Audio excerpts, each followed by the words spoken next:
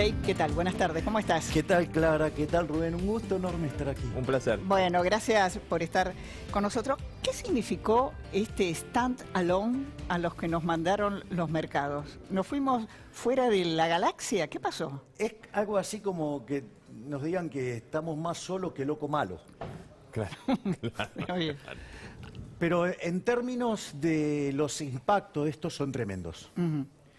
Esta baja en la calificación de los activos argentinos lo que hace es que los distintos fondos de inversión se tengan que desprender de los activos argentinos. Cuando eso pasa, los precios bajan y eso significa que la tasa de interés implícita en los mismos es mucho más alta. Cuando la tasa de interés que corresponde al equilibrio internacional está por encima de la tasa de interés local, eso genera una descoordinación doméstica que genera un exceso de oferta en el mercado de bienes, genera un exceso de oferta en el mercado de trabajo, o sea, cae la actividad, cae el empleo, cae el salario real, ¿sí?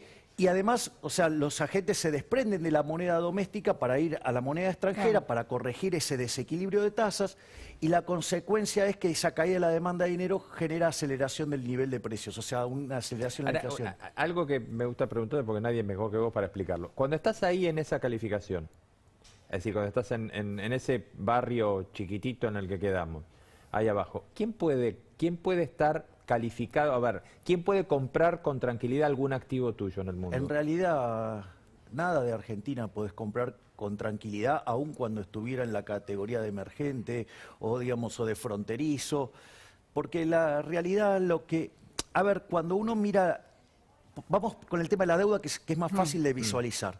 Cuando uno tiene que pagar la deuda, hay dos componentes. Uno es que yo tenga la capacidad efectiva para pagar. La otra es lo que se llama el willing to pay, o sea, la voluntad de pagar. Argentina no tiene ninguna de las dos, pero el willing to pay está lejísimo. O sea, lo que uno ve sistemáticamente es la intención del gobierno de no querer pagar.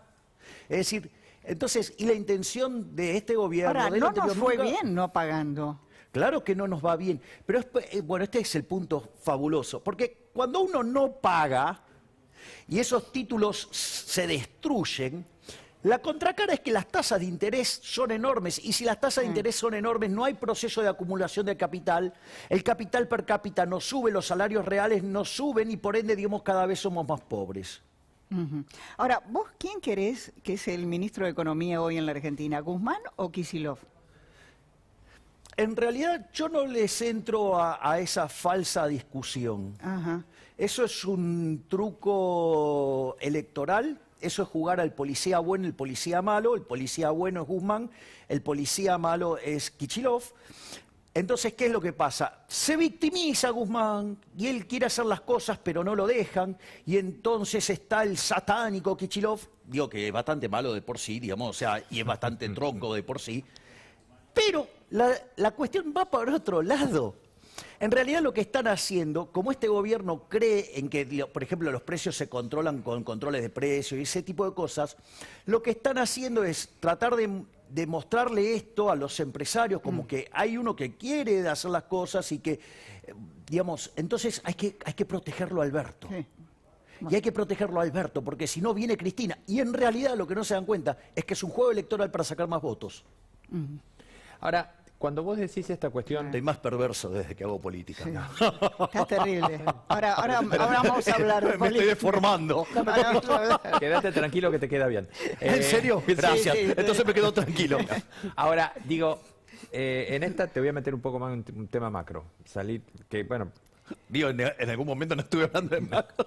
No, pero ahora Mirá directamente. que la política funciona bien. Ahora directamente. Cuando vos decís voluntad de pagar, para tener...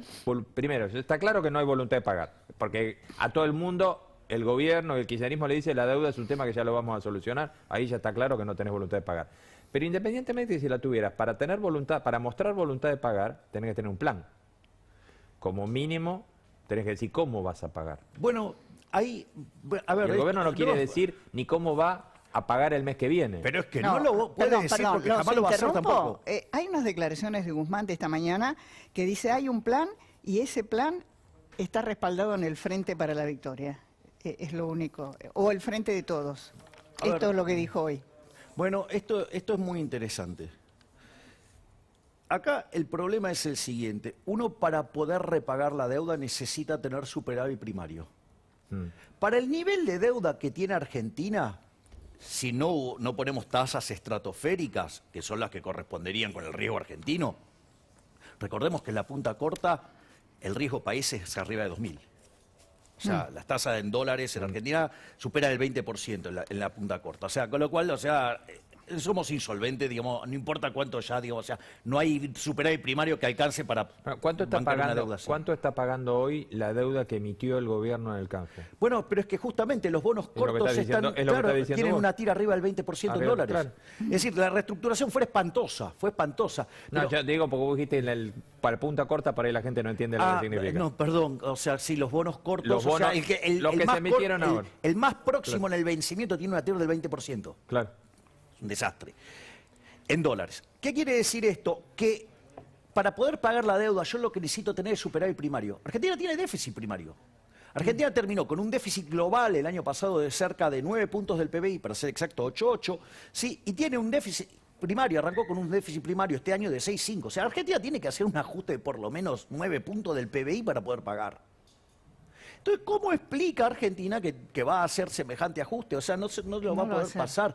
Y además, lo que uno ve es que cuando tienen que elegir hacer el ajuste siempre lo hacen sobre el que genera riqueza. A ver, cuando uno mira hoy la recaudación, porque los números fiscales están Lo mejorando han hecho hoy. sobre los jubilados primero. Bien, ese es el punto. ¿Cómo es el ajuste fiscal, digamos, que está mostrando hoy el gobierno que va encaminado a 3 puntos? En este momento, después cerca de las elecciones seguro se va a desbandar, pero primero, sube la recaudación 75% porque una por la recuperación cíclica, otra, o sea, el rebote del gato muerto, la otra tiene que ver con la inflación y la otra tiene que ver con 18 reformas fiscales para subirnos los impuestos, o sea, en el año de la pandemia. Y por el lado del gasto, ¿qué se hizo? Se pisó las jubilaciones están creciendo al 30% con la inflación de los últimos 12 meses en torno a 50%.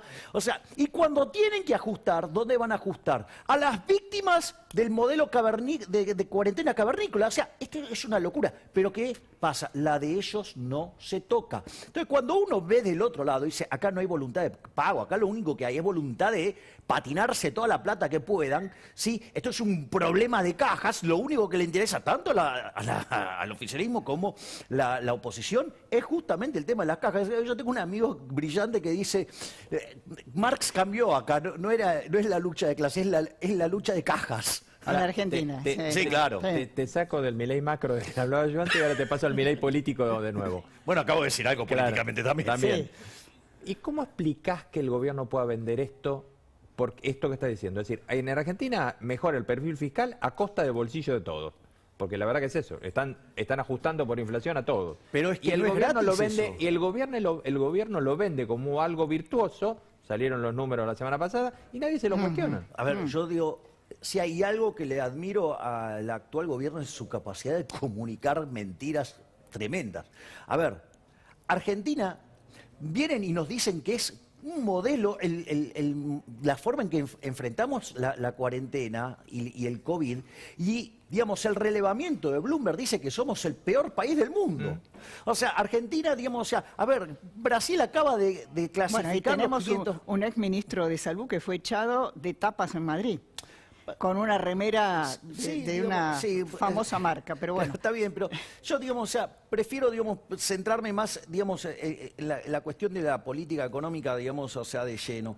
O sea, y, por ejemplo, Argentina es el país que más cayó del G20. Argentina cayó el triple del resto del mundo. Argentina se va camino al podio de inflación mundial. O sea, Argentina hoy, digamos, está camino al 50% de pobres, 11% de indigentes en el país de los alimentos, 65% de los chicos de 0 a 17 años debajo de la línea de pobreza, 16% indigentes. O sea, esto es un escándalo. Hoy el salario real es el mismo del año 2004. O sea, esto es un escándalo total. Pero sin embargo, digamos, o sea, uno trata de trasladar todo esto y, digamos, o sea, y quizás se encuentra con... Que la gente le dice cualquier cosa. Bueno, o sea, el argentino tiene el hábito de matar al mensajero. Sí. Ahora, vos acá tenés un problema político. Es un problema técnico-económico, pero en el fondo es un problema político. ¿Qué vas a hacer vos en estas elecciones? ¿Cómo quedó tu relación con Spert, por ejemplo? A ver, vamos por partes. O sea, yo comparto que hay un problema político. Y el problema político, o sea, a ver, porque de última, los votos aparecen. Digo, alguien los vota. Y sí, eso hay que claro. entenderlo. Entonces el problema, digamos, ahora ya no solo es un problema de ingeniería política. Quiere decir que hay un problema moral adentro de la sociedad, hay un problema de valores morales en la sociedad. Acá hay un problema grave. Entonces, digamos, desde mi punto de vista, esta pelea se da desde lo moral. O sea, tanto, digamos, como batalla cultural como desde la política propiamente dicha. En mi caso, digamos, y no voy a esquivar la respuesta sobre el tema de mi amigo José Luis Espert, pero creo que con eso aclaré algo. Punto 1. Una de las cosas que yo le estoy proponiendo a la sociedad es jamás subir los impuestos, jamás ir contra la propiedad privada, jamás ir contra la libertad. Ninguno de los que están pueden afirmar eso. Ninguno.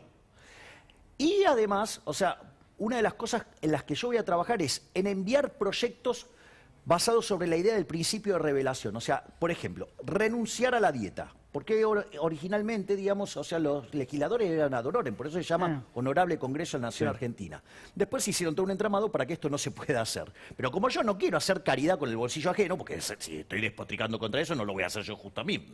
Entonces, por ejemplo, yo envío el proyecto. Si me lo rechazan, yo le mostraría a la sociedad, miren, todos estos quieren vivir de usted, porque yo no quiero cobrarle un solo centavo al pagador de impuesto argentino. O sea, por lo tanto, digamos, esa es mi estrategia, es decir, trabajar sobre el principio de revelación para dejar de manifiesto quiénes son los que nos quieren arruinar la vida y quiénes son los que están a favor de que este país pueda salir adelante, volviendo a abrazar las ideas de la libertad que originalmente impulsó Alberti, que se pusieron en 1853 con la Constitución y en 1860 puesta en marcha, y en 35 años de ser un país de bárbaro pasamos a ser el país más rico del mundo. Y ahora voy con el tema Espert. Nosotros somos parte de un espacio que se llama Avanza Libertad. Él está en Provincia de Buenos Aires, yo estoy en Capital Federal, o Ciudad Autónoma de Buenos Aires. En ese contexto hay una estrategia global. La estrategia global es ir contra el status quo. El status quo en la Provincia de Buenos Aires es el kirchnerismo. El status quo en la Ciudad Autónoma de Buenos Aires es la reta. Digo, el PRO lleva 4 periodos, o sea, digo, con este que está cursando. Lo que difiere es la táctica, es decir, cómo se enfrenta al status quo en cada situación. Bueno, ahí hay una táctica en la provincia de Buenos Aires que se está intentando trabajar en algo así como un gran frente opositor. Ahora, en el caso de la Capital Federal, yo no ¿con quién me voy a aliar si me voy a oponer contra el kirchnerismo? ¿Con el kirchnerismo? Vamos. Se supone obviamente que no. Estás stand alone también. Sí, estoy más solo que Adán en el Día de la Madre. No, pero ese es un chiste, digo, Sí, no, igual por hay supuesto. muchos partidos que se están sumando a este espacio que básicamente nuclea liberales, libertarios, sí, y también, digamos, derecha, conservadora y conservadores. Vos serías primer candidato por ese espacio. Exactamente, a primer candidato a diputado. diputado nacional. ¿Te lo Diálogo, imaginas en el tu Congreso? nivel, ¿En los debates de Milei en el Congreso?